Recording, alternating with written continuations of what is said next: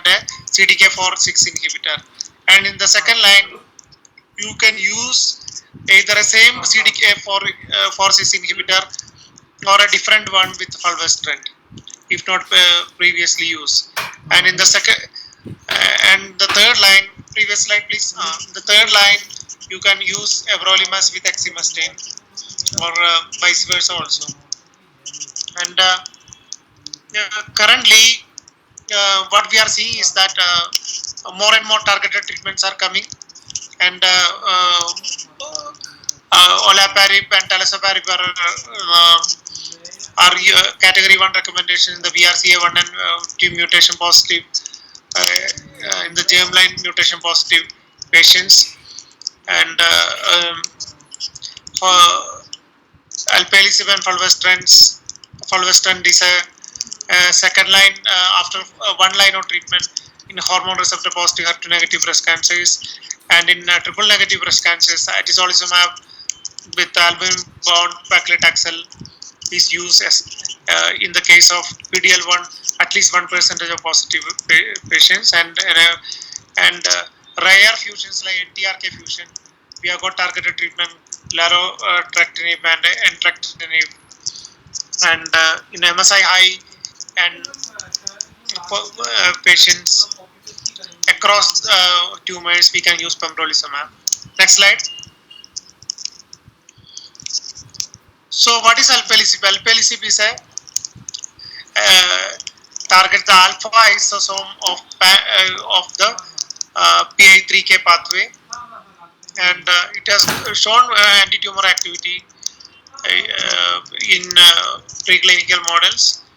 And in the early studies, alpelisib and fulvestrant has shown a 9.1 month of median PFS improvement in ER positive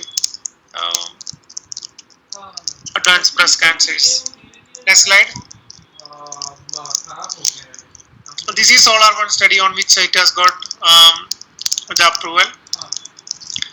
That is men or postmenopausal women, hormone receptor HER2 negative advanced breast cancer after one line of AI or hormonal treatment, and either a tissue PIK3 CA positive mutation positive, or circulating cells positivity should be there, and it should have measurable disease, ECOG 1 or less are included, and they have got first they randomized to PIK3 mutation and PIK3 non-mutation.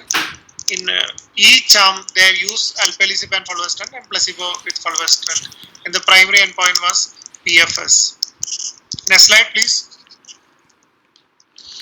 So what they have shown is that PFS is exactly doubled, and there is a very good separation of the graphs from the first 2 months itself.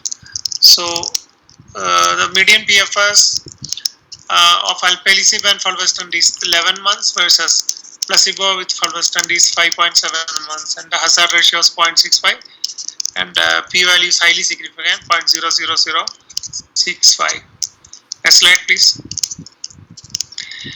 And whether you have used the CDK4/6 inhibitors in the first line or not, the improvement the PFS is maintained. So these two graphs are showing.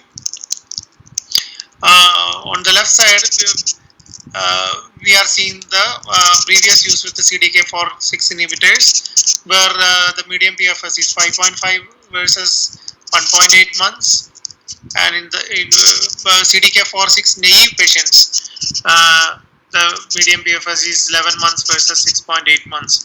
So whether you are using your palbociclib or abemaciclib or ribociclib, in the second line, alpelisib with fulvestrant is showing improvement in the PFS.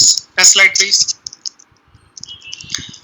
So another thing is that people will ask whether this circulating tumor DNA test is, if it is positive, will it be the same as that of tumor tissue uh, positive?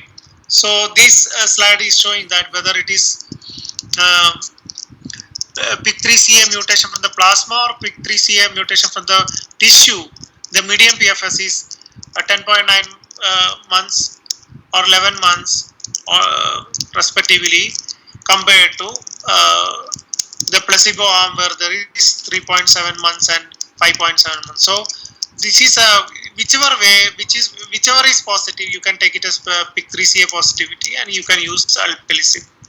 Next slide, please. Now, what about the OS? OS is a secondary endpoint, and because it is very difficult to show OS in a hormone receptive positive breast cancer, because it might take many years to get an OS benefit, if at all there is an OS benefit, and it depends on many other factors like what are the treatments used in the further lines of treatment. So OS, in the early OS, I will show a slide towards the fag end of the presentation, which is the current OS. But here in this study, SOLAR-1, when it was presented, the OS was not significant. Next slide, please. This is the main intention of this presentation. When we are using alpelisib, it has got its own characteristic side effects. How to deal with them, that is the question. Next slide. So, dose reduction of alpelisib due to adverse reactions occurred in 55% of the patients in the SOLAR-1 study. Alpelisib plus fulvestrant arm of the SOLAR-1 study. Most frequent adverse reaction, as you all know, occurred in 10% of the patients, leading to dose reduction in the SOLAR-1 study. That was hyperglycemia, 29% of the patients, and rash in 9% of the patients, diarrhea in 6% of the patients, and stomatitis and mucosal inflammation occurs close to 3.5 and 2.1% of the patients. So, among the patients with alpelisib and fulvestrant, 4.6% of the patients permanently discontinue alpelisib, and around 21% of the patients permanently discontinue alpelisib alone, and 4.6% discontinued the combination due to adverse effects. So, how do we reduce the dose? 300 milligram once daily is the starting dose. That is 2 150 milligram tablets once daily, 2 at a time you have to swallow. And first dose reduction, you are chopping off 50 milligram from that. So you have got another 200 milligram tablet readily available, and 200 you can club it with another 50 milligram tablet, so that 250 milligram you can use as a 2 tablet combination. And the second dose reduction, 200 milligram tablet alone can be taken. And if you need 2 dose reduction and further need dose reduction, then the package insert is saying that you can discontinue alpelisib. You should discontinue alpelisib. And in the case of pancreatitis, you can reduce the dose only one time. Next slide. So this is the slide which we have discussed previously. Hyperglycemia occurred in 65.1% of the patients, and grade 3 hyperglycemia 32% of the patients, grade 4 in 4.7% of the patients, diarrhea altogether around 54.4% of the patients, and grade 3 7.7% of the patients, and rash occurred in 39.6% of the patients, and grade 3 rash occurred in 13% of the patients. And even though the grade 3 and 4 side effects are relatively less, and it has got a predictable nature, and it can be safely taken in the actual clinical practice.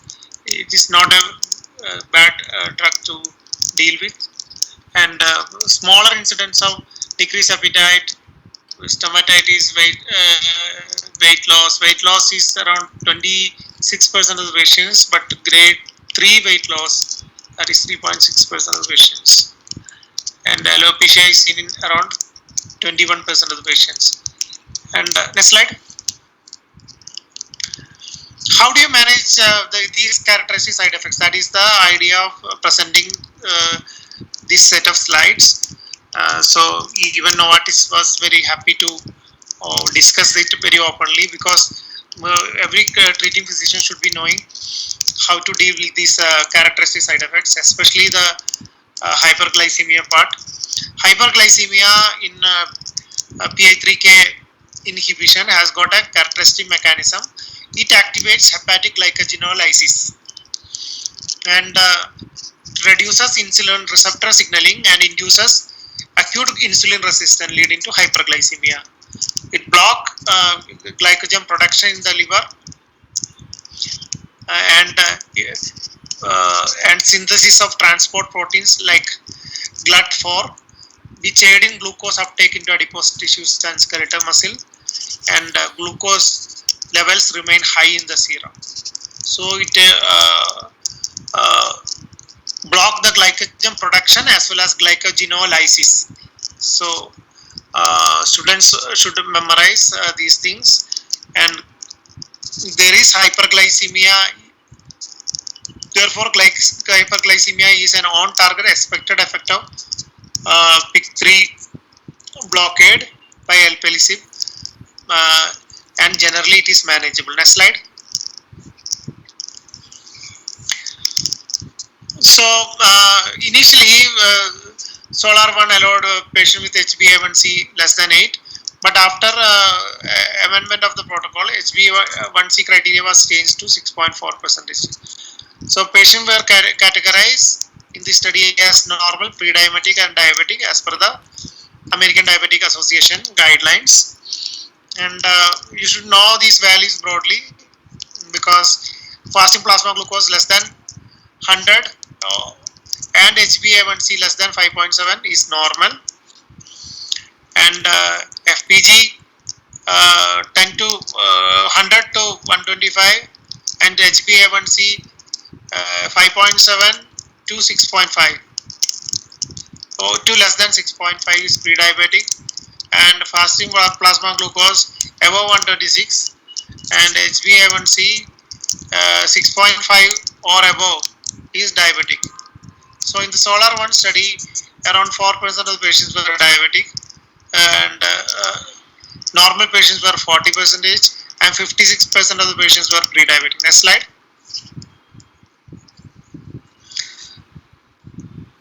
So among the pre-diabetic patients, 74% of the patients experience hyperglycemia. So it is predictable if you are in the pre-diabetic patch, or in the non-diabetic patients, 52% of the patients experience hyperglycemia. So if you are pre-diabetic range, as per the definition, your chance of getting hyperglycemia is much high, and 87% of the patient with the hyperglycemia in SOLAR-1 study was managed with anti-diabetic medication, and most of them received metformin and other anti-diabetic medications like gliptins, insulins, gliclazide, glyclamide, glimepiride were used, and the mean FPG fasting plasma glucose peaked in the first 2 weeks. So you can say that in the diabetic patients, you have to use anti-hyperglycemic drugs. Dose modification might be needed in some patients, and patients should be checked for FPG glucose, HbA1c during initiation of the alpelisib, and you have to see glucose values at least once in the first 2 weeks, and after that every 4 weeks. At least once a week for first 2 weeks, and then 4 weekly. Next slide. So this is another description slide of SOLAR-1 study. Most common adverse effect was hyperglycemia, reported in 65% of the patient, and grade 3 was reported in 33% of the patients, Grade 3 is defined as fasting plasma glucose 250 to 500. Grade 4 above 500, reported in 4% of the patients. And 50% of the normal patients and 74% of the pre-diabetic patients and 83% of the diabetic patients. 50, 74 and 83% of normal, pre-diabetic and diabetic patients each experience adverse effect of hyperglycemia. And mean time of occurrence of grade 2 events were 2 weeks, that is 15 days. Mean duration of alpelisib exposure for patients who develop hyperglycemia is 6 months. And median medication, 87% of the patients were given anti-diabetic medication. Metformin was most commonly used. 76% of the patients received metformin either alone or with combination, and 59% of the patients received more than one anti-diabetic medication. Time to improvement, grade 1 improvement was seen with a median of 8 days. Next slide.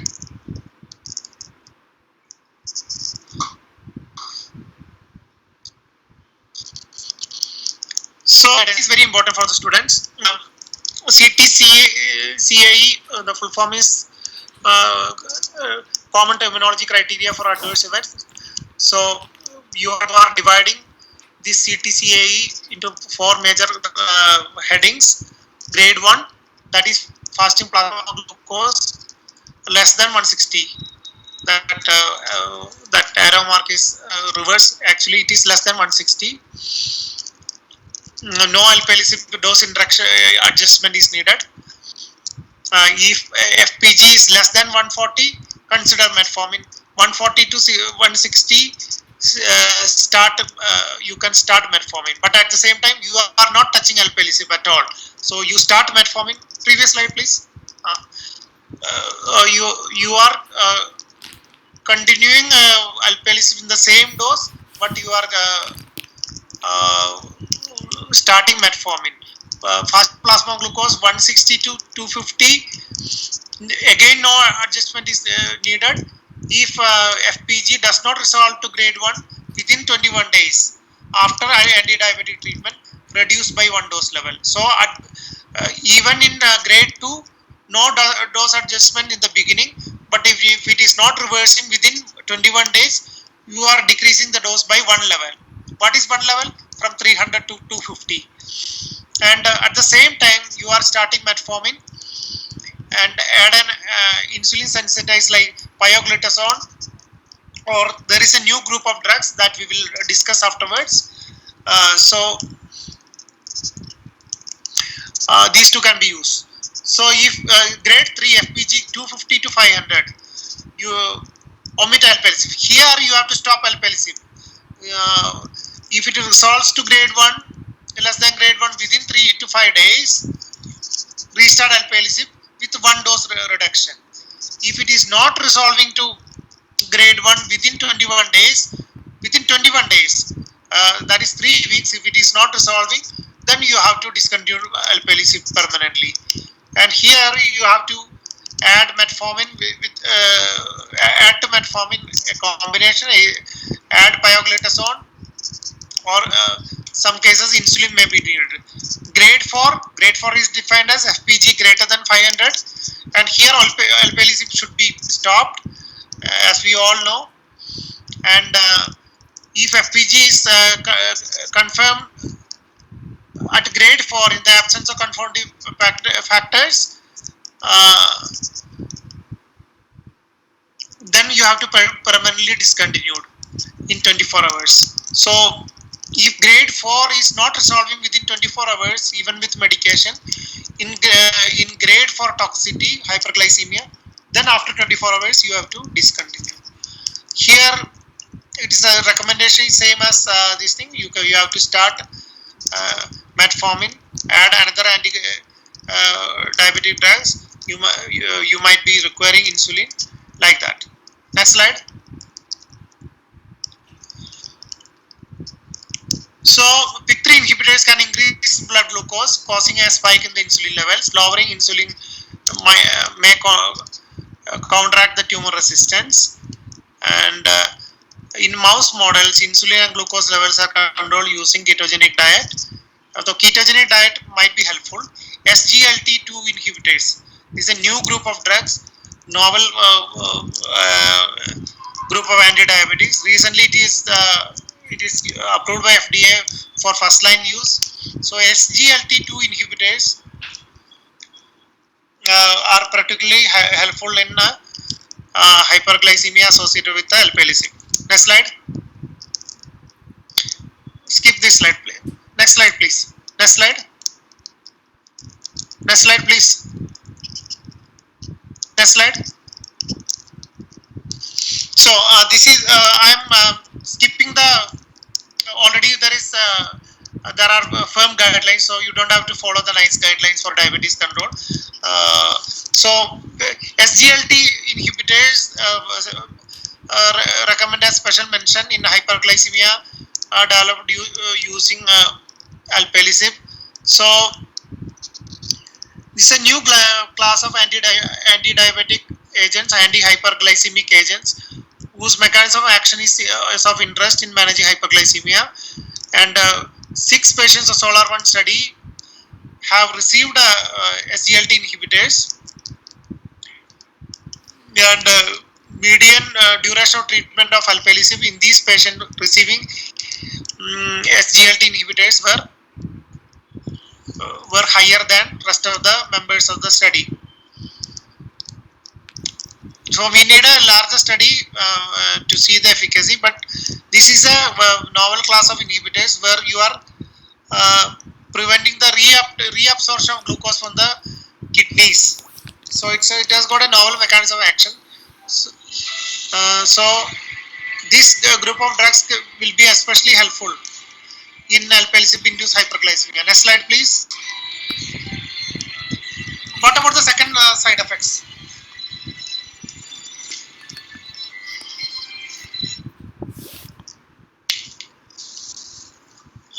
So diarrhea is the next side effect. So which is needing a specific mention, because great majority, around 57% of the patients were having some kind of diarrhea, and 6.7% of the patients were having grade 3, and grade 4 were not seen in SOLAR-1 study.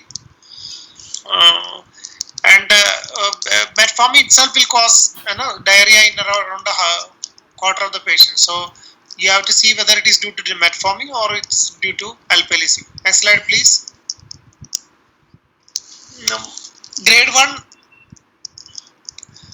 again this it is divided into grades for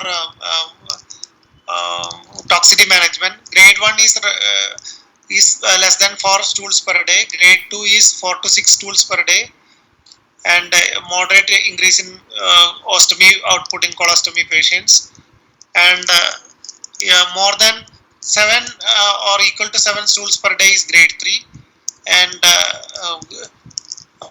grade 4 is shock or life-threatening consequences due to diarrhea. And in grade 1, no alpelisib dose substitution is needed, and grade 2 and above, interrupt alpelisib dose until recovery to grade 1, and resume at a next lower dose level. Only one dose reduction is permitted, and if toxicity occurs, permanently discontinue. So grade 4, you have to permanently discontinue. Grade 2 and 3, interrupt till recovery. Then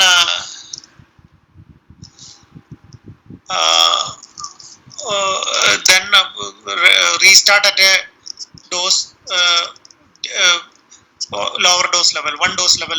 So if you are using 300, you have to restart with 250 milligram. Next slide, please. So how to manage this is a description of the earlier slide. You have to use fluid therapy with antidiarrheal cyclopramide with higher grade diarrhea and signs of sepsis. More serious intervention may be needed. For all patients, check the number and composition of the stools.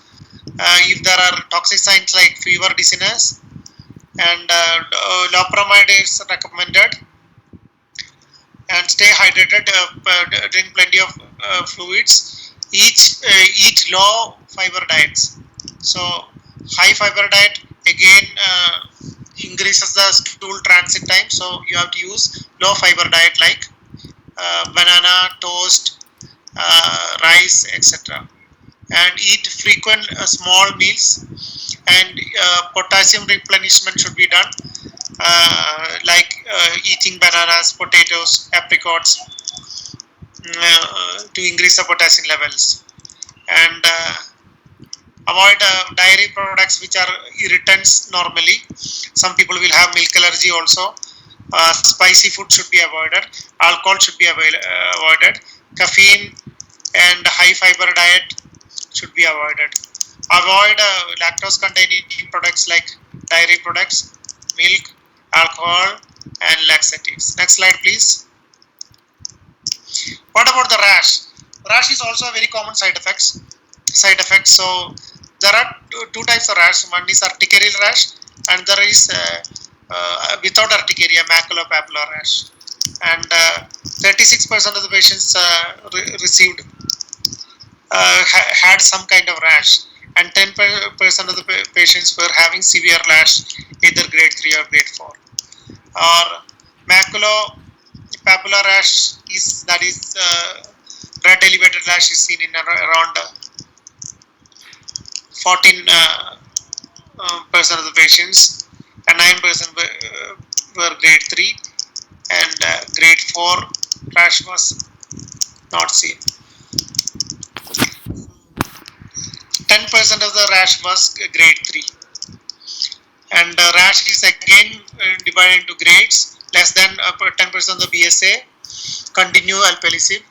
Topical steroids can be used, like triamcinolone, betamethasone, and can be used up to 1 month. Burning sensation or stinging or itching should be treated with the non-sedating antihistamines like fexofenadine or cetirizine. And in addition to that, you can take a sedating antihistamine like what we are using in the clinical practice at the night time. If it is not resolved within 28 days, then you adding a steroid might help. Prednisolone 20 to 40 milligram per day can be used. And in the grade 2, 10 to 30% of the patients of the BSA affected, you can follow all the guidelines of grade 1. In addition to that, you can use the corticosteroids upfront. If the rash doesn't resolve to grade 1 within 10 days, systemic steroid can be used. So initially you can use the steroids, and if it is not resolving to grade 1 within 10 days, you can use systemic steroids. Next slide. And grade 3 is more than 30% of the BSA. Then again, here you have to stop alpelisib.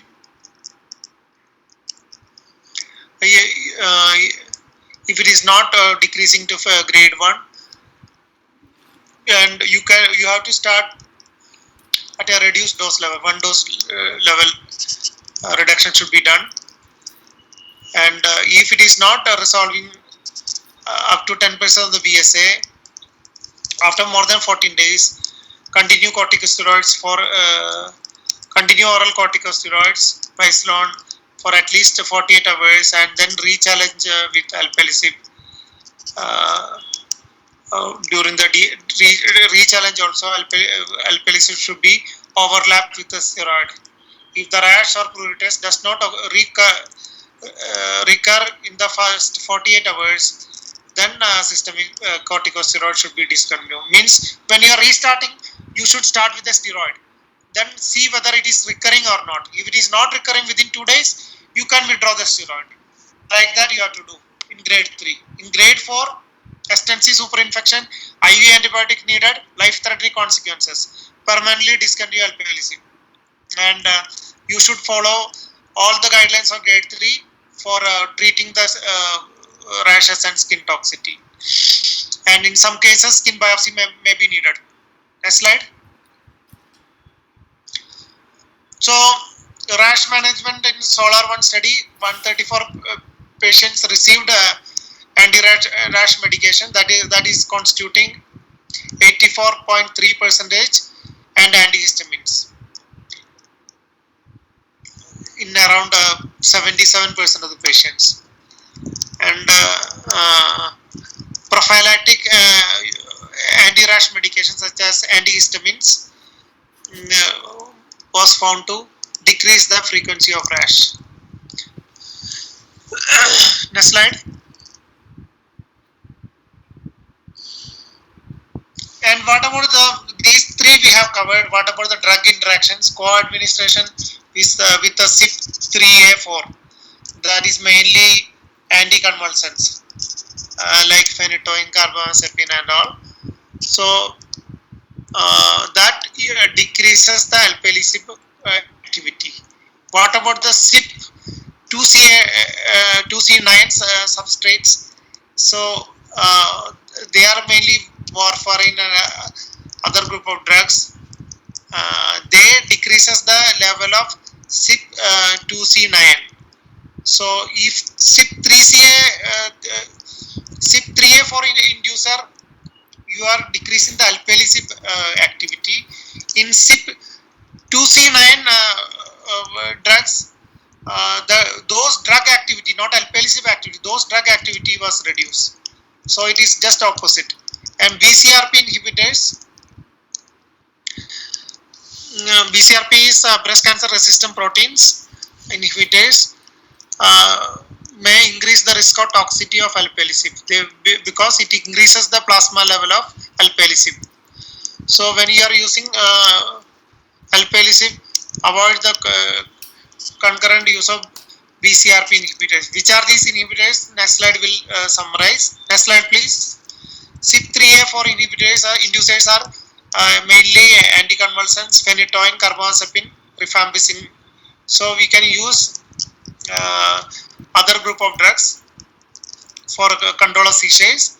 BCRP inhibitors are ketoconazole, lapatinib and pantoprazole. And CYP2C9 substrates are warfarin, tamoxifen. Tamoxifen anyway is not recommended with alpelisib.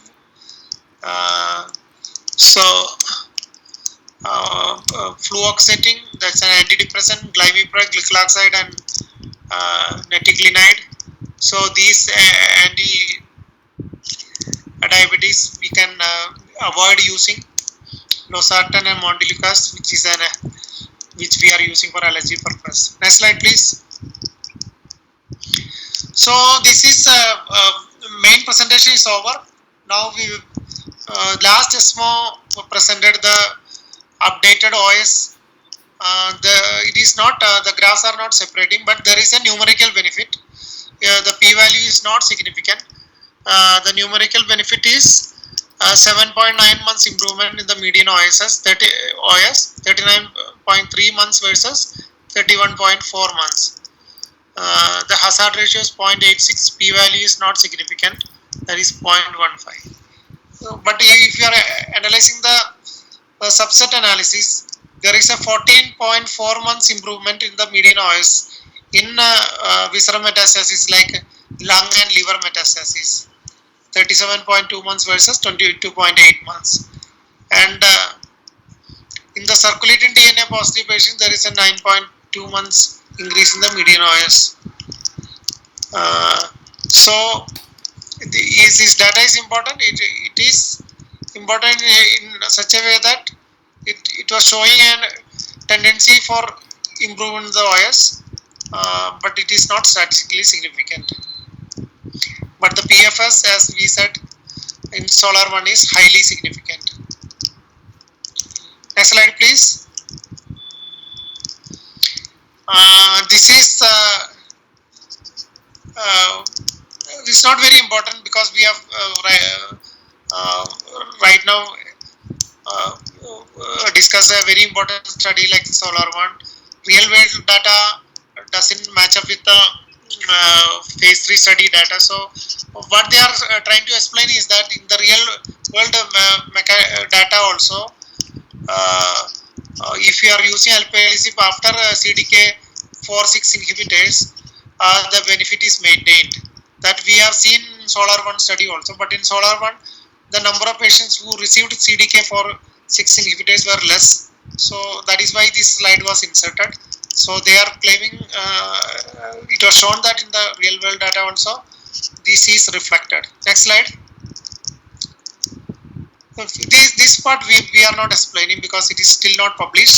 So what they are trying to explain is that even in HER2 positive post trastuzumab and pertuzumab, there are studies ongoing of alpelisib. It may not be in the future restricted only to hormone receptor positive patients. Lot of exciting studies across tumor spectrum also it is coming. Other than breast cancers, also it will be used. So there are so many breakthrough studies are coming. It will change the clinical practice. That's all I think. Thank you.